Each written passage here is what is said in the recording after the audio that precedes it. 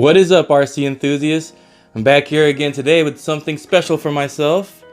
It's something I've been looking at for a while. I've been, checking it out and looking at other people's YouTube reviews on it and stuff, and ever since I was a little kid, well, I was an 80s child, and this thing came out before I was old enough to even know anything about RC, but in the 90s, this was something I did want.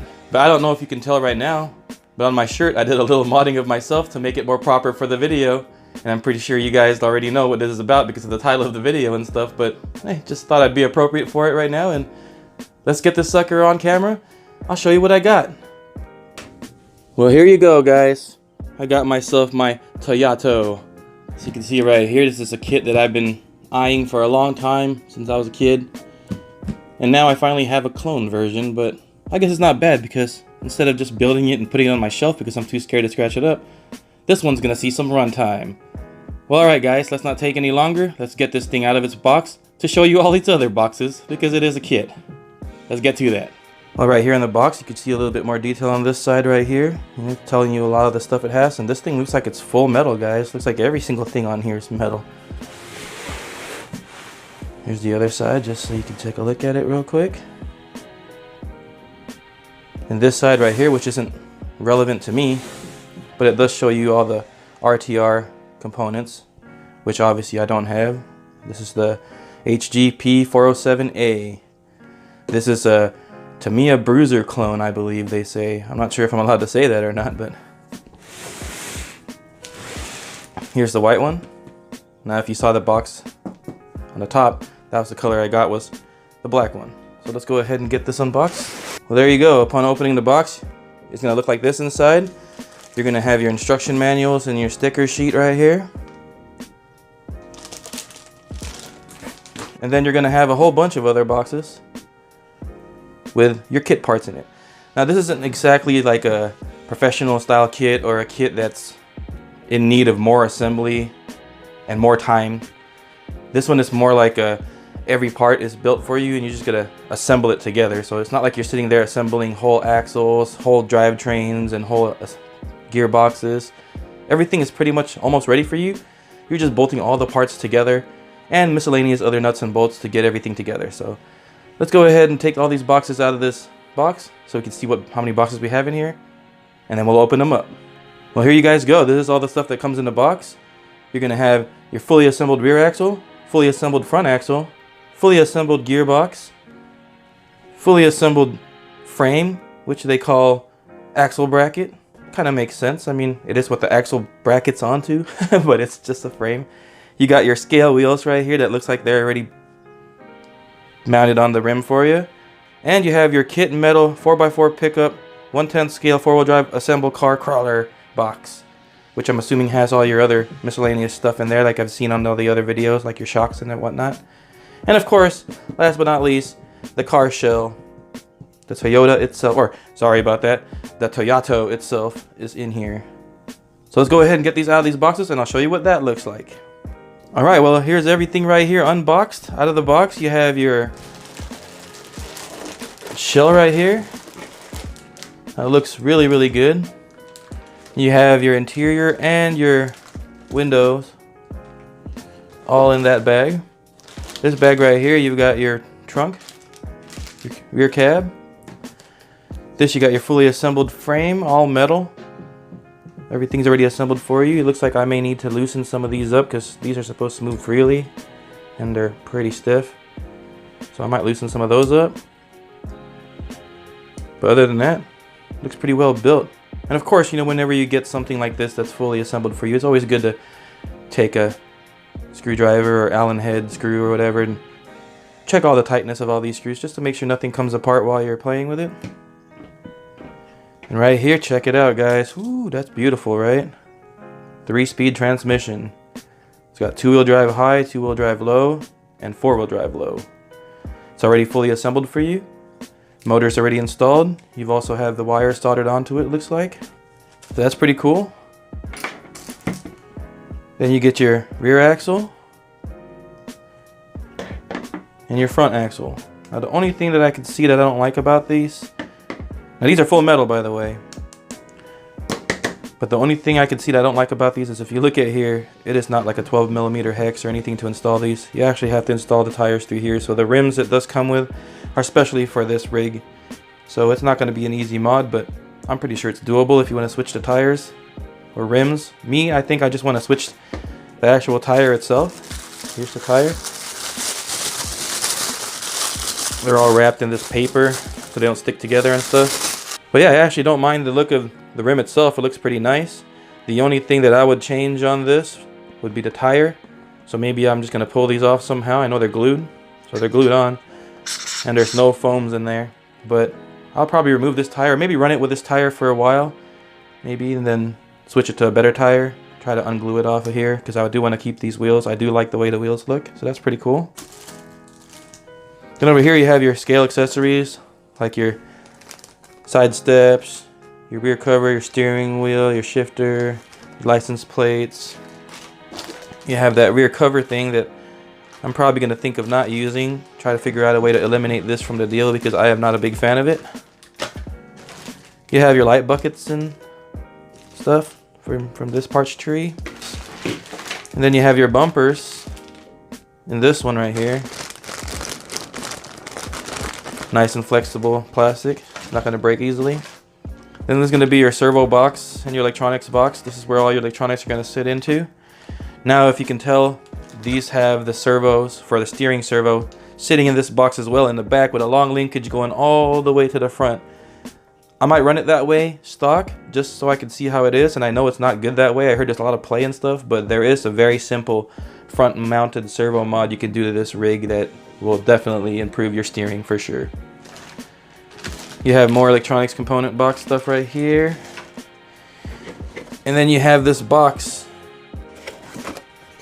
This box right here houses most of your stuff, like your wheel wrench, some hexes, some Allen keys, some spare stuff in here too, it looks like. You got body mounts on there, body pins. Have some sort of metal brace for something, a bunch of your screws, skid plate. The shocks are in here too, and man, that bag is oily. I don't know what happened there. Maybe they leaked oil, or maybe they didn't even put oil in here. Maybe it's just oiled up so it doesn't rust and stuff. Here, it looks like you get some grease and shock oil. So it comes with shock oil right there, so maybe they are empty in there and you have to add this in there. And more miscellaneous nuts and bolts and linkages. And look at those. Some pretty beefy drive shafts. Man, they're heavy. They look like they're not going to break. So hopefully they work as good as they look. And in here is going to be your mounts for your U-bolts to mount your leaf springs onto your truck. Well, there you go, guys. Another Toyota to build. So, you know, I'm glad I'm back at this again. You know, I've been going to the faster RC cars and stuff for a little bit, little buggies and truggies and stuff, just to do some reviews. But we're back where I'm at right now. This is the part of the hobby that I'm at right now. It's the crawling stuff. So, you know, I'm big into the crawling stuff right now. And here's another one to the list. People say it doesn't really crawl that well in stock form and stuff, but we'll see what we can do to make it good. You know, I do want to use this as a main crawler and see if I can get it to crawl around with my friends and stuff, because I think it is pretty cool. And you know, me and my Toyotas. Oh, no, Toyotos, sorry. Well, alright guys, let's get this sucker together. So I pulled out the manual, and let's get this thing started. Well, I decided I'm just going to go ahead and run you guys part by part that I install. You know, it's not going to be a full comprehensive build video, but it's going to show you what I did and every part I install. I'll go ahead and do a little clip of it. Now if you look here, it's telling me to, on the instructions, it's telling me to assemble the axles first. And as you can tell on these leaf springs, they come with 3 leaves. I just went ahead and took the shortest leaf out of there on all 4 of them. So I removed that. You know, I've watched other people's videos and how stiff the suspension is on this thing. I figure maybe removing one for now should be good. And if I need to remove the other one, I can go ahead and do that next. But for now, we'll test it that way. And I'll remove the spring out of the shocks when I get to that too. So yeah, I'm going to go ahead and build this right now, and I'll get back to you once I'm done building that. Alright guys, and this bag right here with your rubber bands and zip ties and miscellaneous parts with your tire wrench, that's the bag that's going to have these pins right here. And those are the pins you're going to need to lock your diffs. So what you do is you remove the grub screw that's in here, and then you're going to insert this pin in there.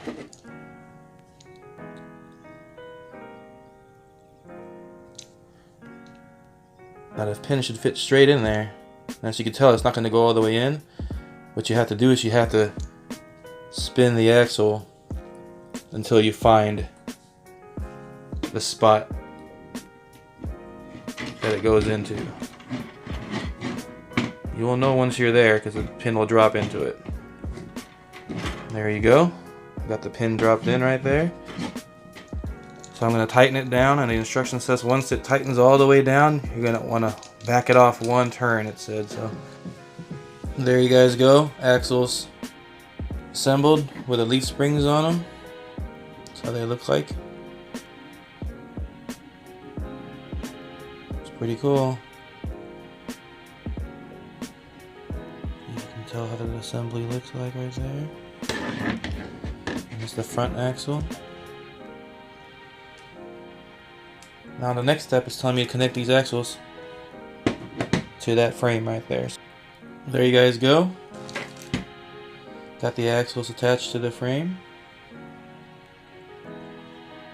You know, the instructions looked hard in the beginning when I looked at them because it didn't look too organized, but if you just follow them and you just take a good look at them and see how things install, it's not too bad. Alright, on to the next step. It's telling me to install the shocks. So I'm going to go ahead and do that. But I might take the spring out before I go ahead and do that and fill them up with oil. So I'm not sure if I'm going to have that on film or not, but if it is, then you'll see it. If not, then you'll see the shocks already installed on this thing. Alright, there you go guys. I've got the shocks installed. I did unthread this and unthread the screw up here to remove the spring that's in there.